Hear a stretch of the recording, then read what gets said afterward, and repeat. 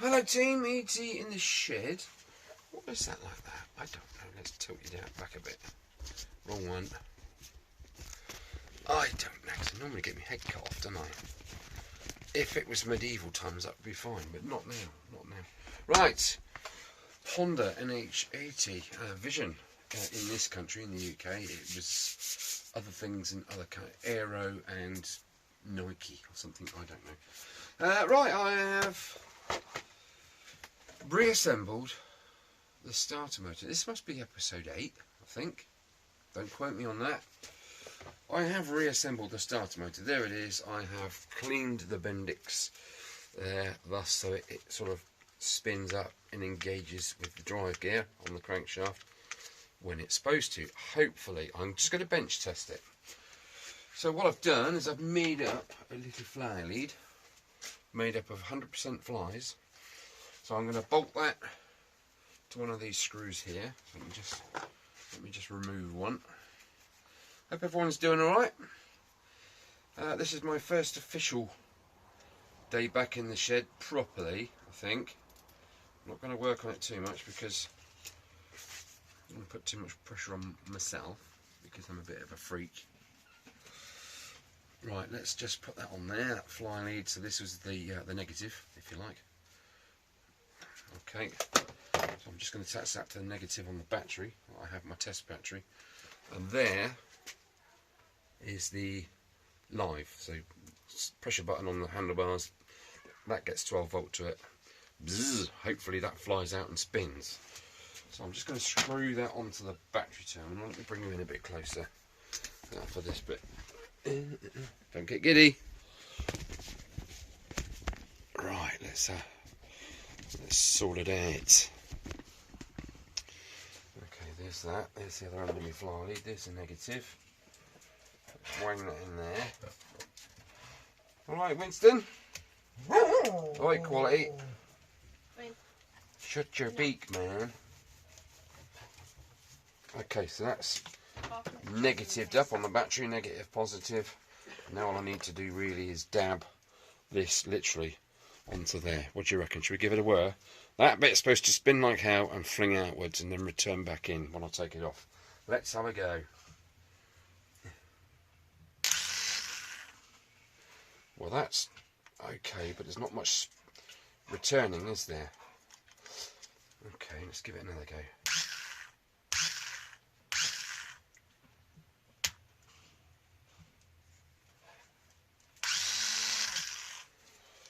Yeah, that's not returning an awful great deal. That's supposed to go right back in like that. So why isn't that doing that? Is it just because I've put grease in there? I don't know. Let's give it another couple of goes.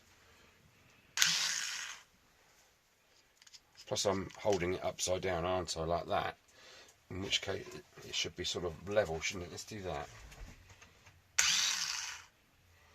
That spring just doesn't seem strong enough to flick that back in, does it? So it's pointless putting that on the engine because it's not returning as it should. Bugger, I thought I'd gotten over that. It's gone back in now. When you tap it, it goes back in. So it's going out to its full extrusion, if you like, and it's getting stuck and it's not coming back in. I mean, this is that grease hindering it, I wonder. Should I try it dry? Just take it out and clean it up and try it dry. I wonder. What do you reckon, guys? Should I do it that way? Let me just try plan B. Let's try a bit of brake cleaner in there. That might sort of free things up a little bit.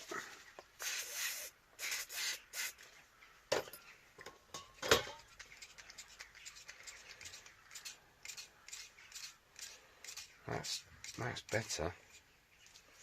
That's a lot better. Let's try and get some down in there, just to get some of that grease out.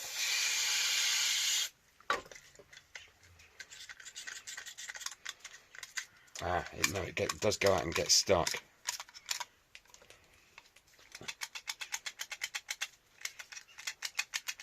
I did notice that when I had it dry on the bench. Yeah, it's just gone back now. It's just retracted now. So you're going to press your start button, that's going to fly out, it's going to engage the gear, it's going to start the bike, or the scooter, and then it's going to get freaking stuck there, isn't it? That'll be constantly engaged with the crankshaft, and that'll be spinning it at some considerable... Oh, don't tell me I need a new Bendix. Oh. Right, what I'm going to do is I am going to take this apart, undo the 1, 2, 3, the 4 screws, take that apart. Try not to. I'm not going to separate this from this, because when you separate the armature from the brushes, it is an absolute cow to try and hold the brushes back out whilst you're putting the armature back in. So I'm going to keep that as a unit and just remove this top part.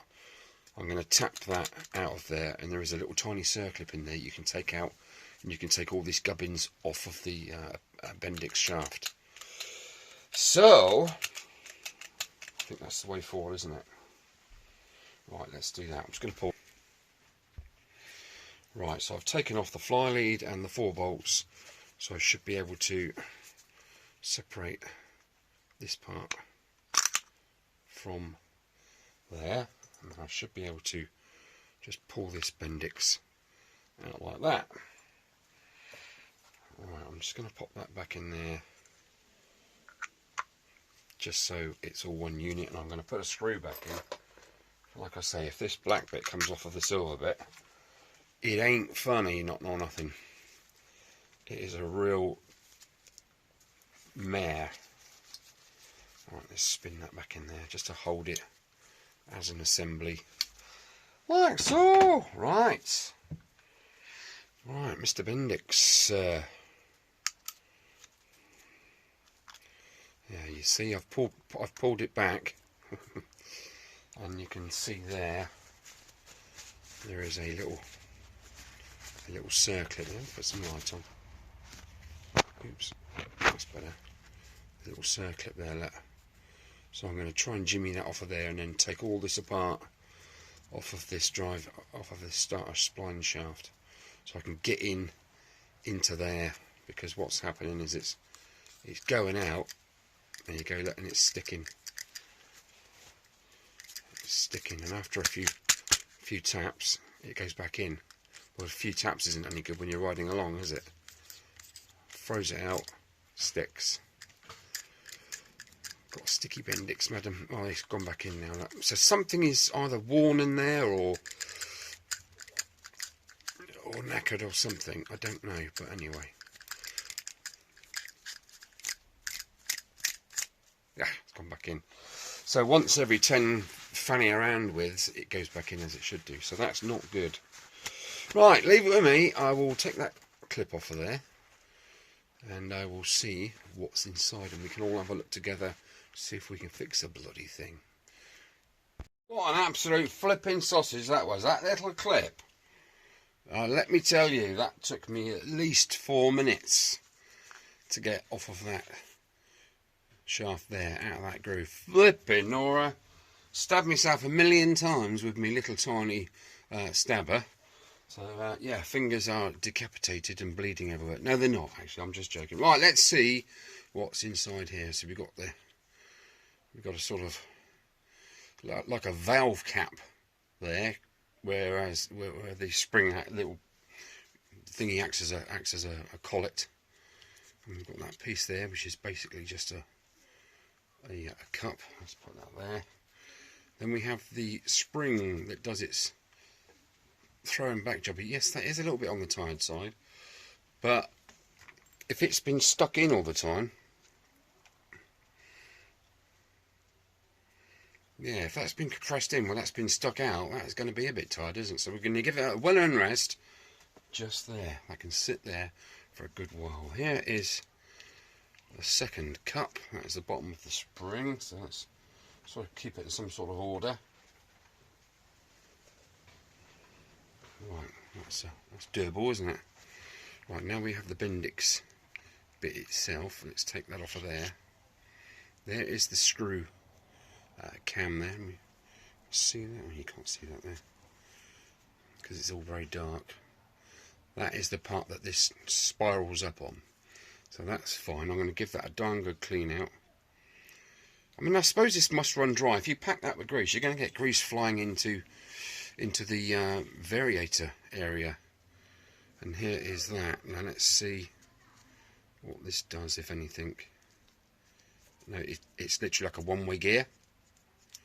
Okay, that kind of works. Oh, what we got going on here? Oh dear, I don't want to really lose any of these pieces. I'm guessing there's 3 of those, and there's 1. Yeah, there's 2, and there's the 3rd one there. So some sort of centrifugalness throws that out to get it to stay up where it is, and it doesn't seem to return to go back down the shaft, does it? So I'm thinking that I need to take all these 3 pieces out, make sure there's nothing broken off, snapped, bent or anything else in there, and I'm just going to try and retrofit. It sits on that little peg there. I'm going to try and retrofit that dry and see if I can get it to operate as is. In actual fact, I went to Lidl's last night, one of my very few journeys out, and I found some a nice can of aerosol spray, and it is indoors.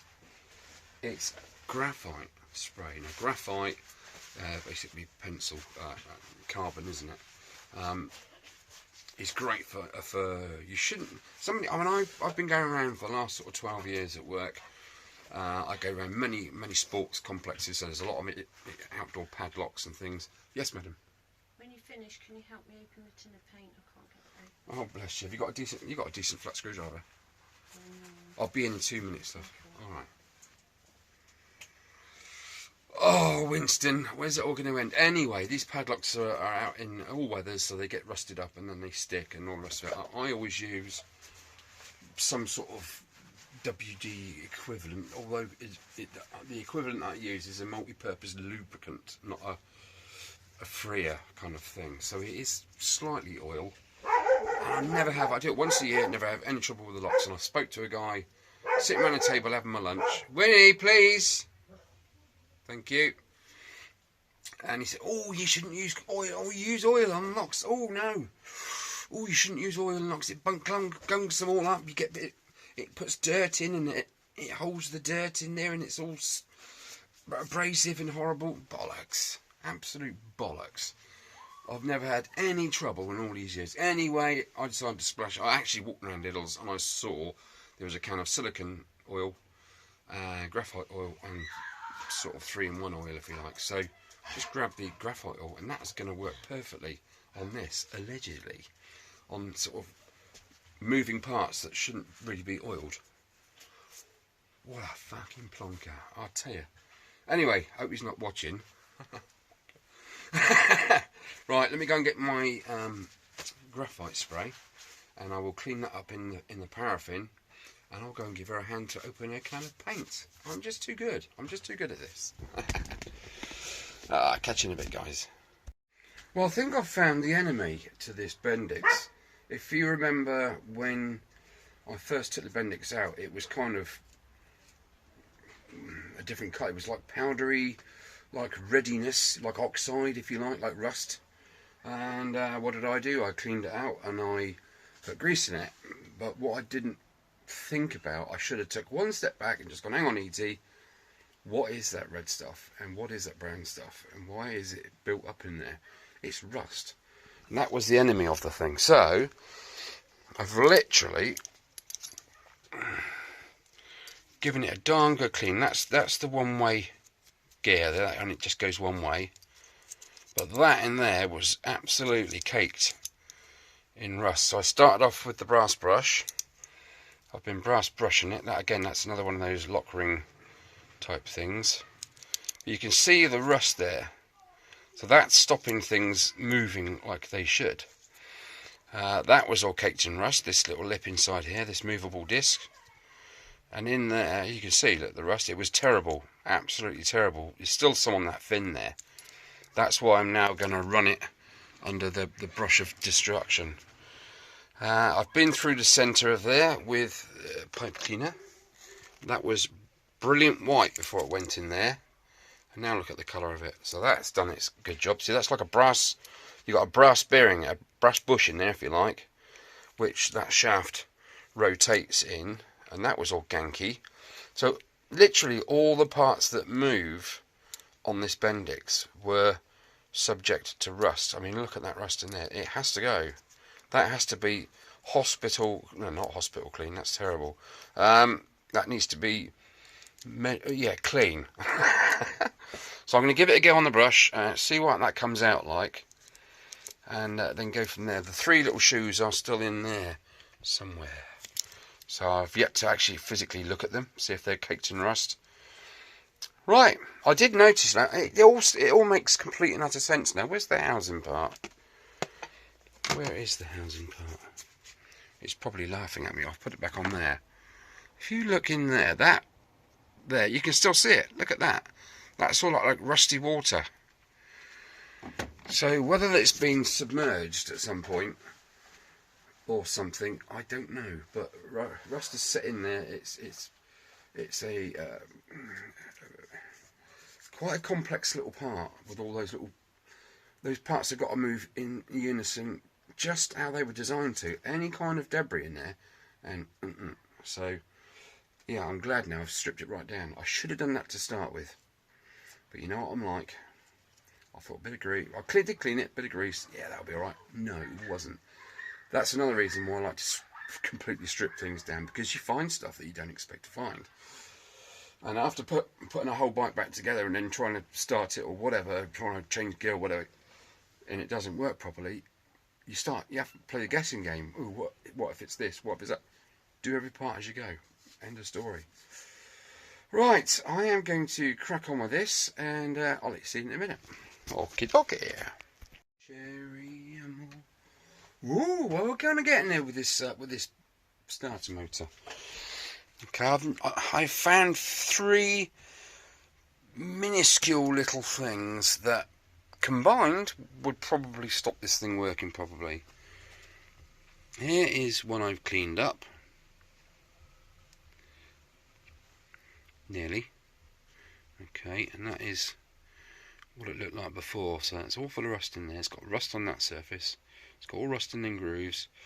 It's got all rust around there, and so on. So you can see what needs doing to the other 2. Where's the other one? There it is.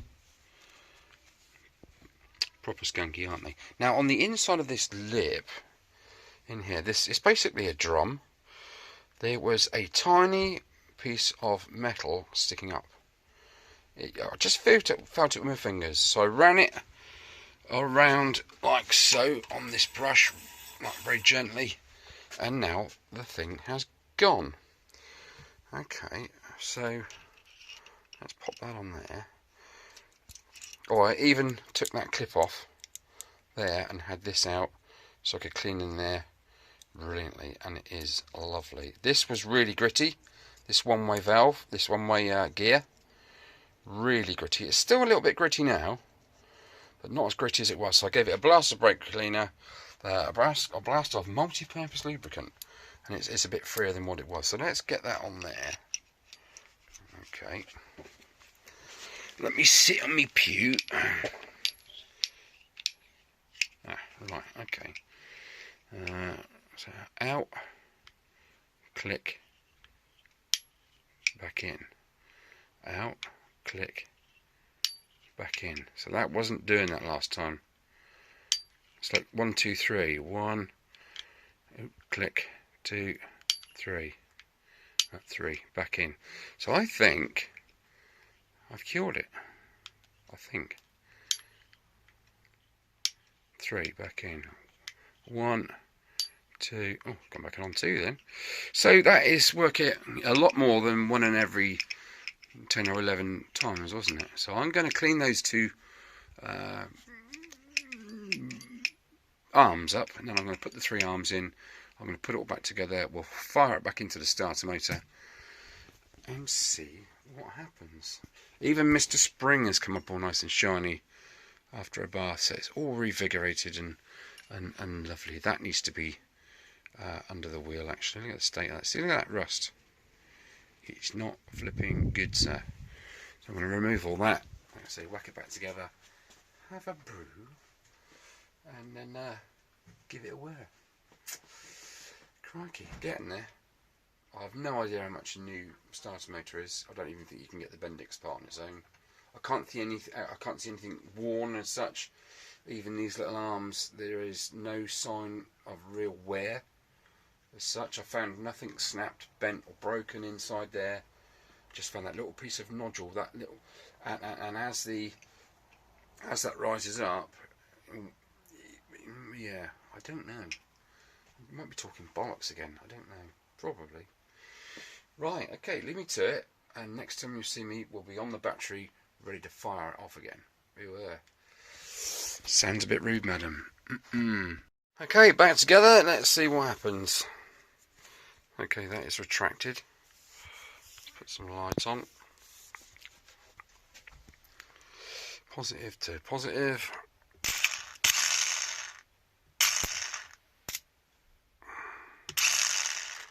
It's just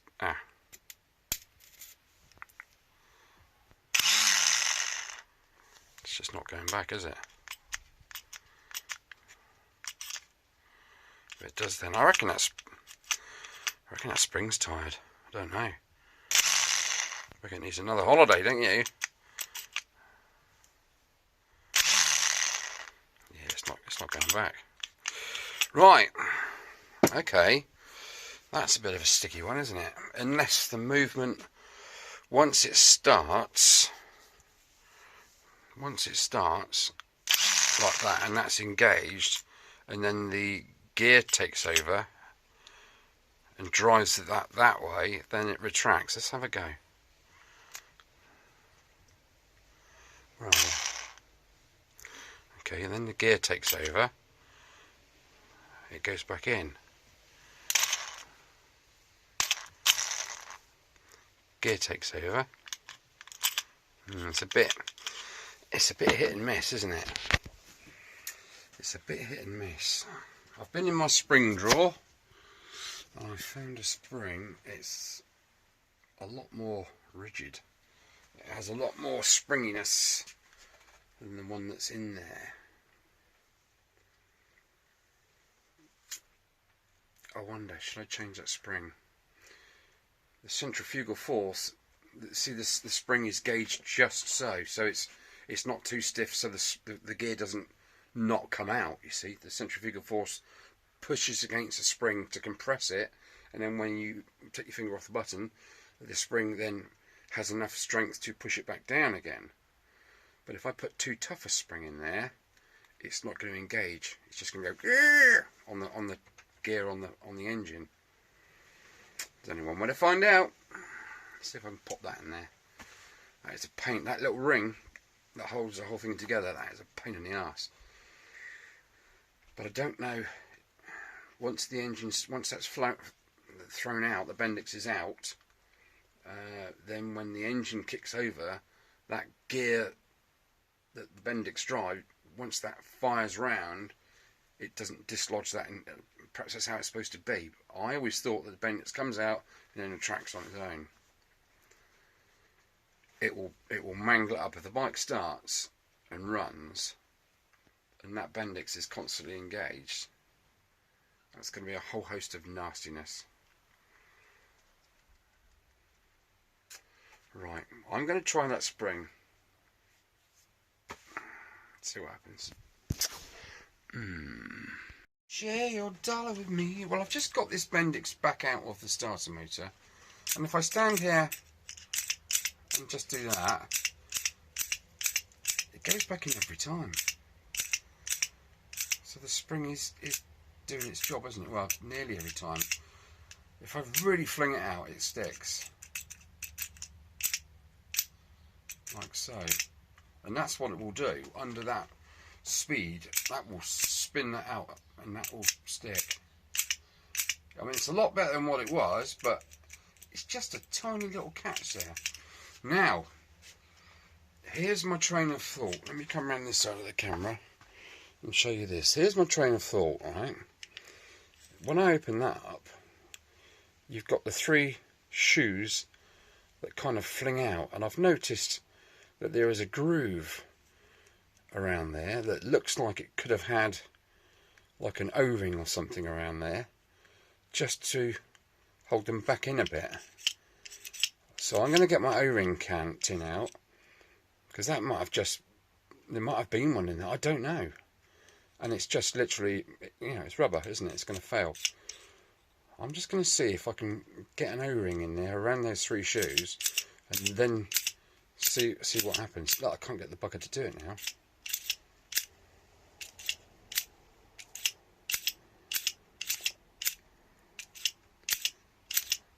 See, it spins out from this power, and then from this gear, it should do.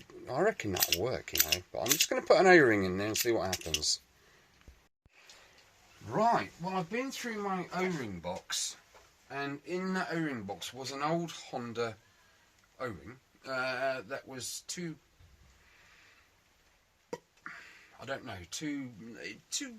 firm to be of any use to the old job it used to do. It wasn't good enough. Now, let me just show you what I mean about the O-ring. Let's open this up again.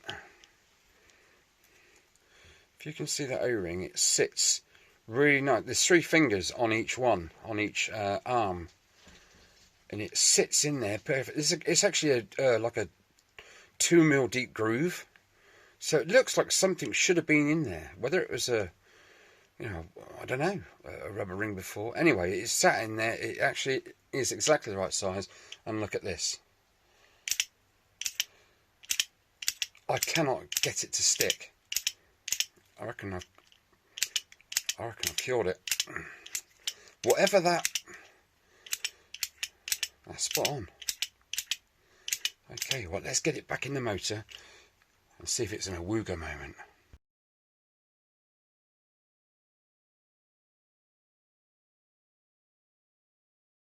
Okay, we're now wired back up to the battery. Let's see if my O-ring fix has worked. Let's have a look.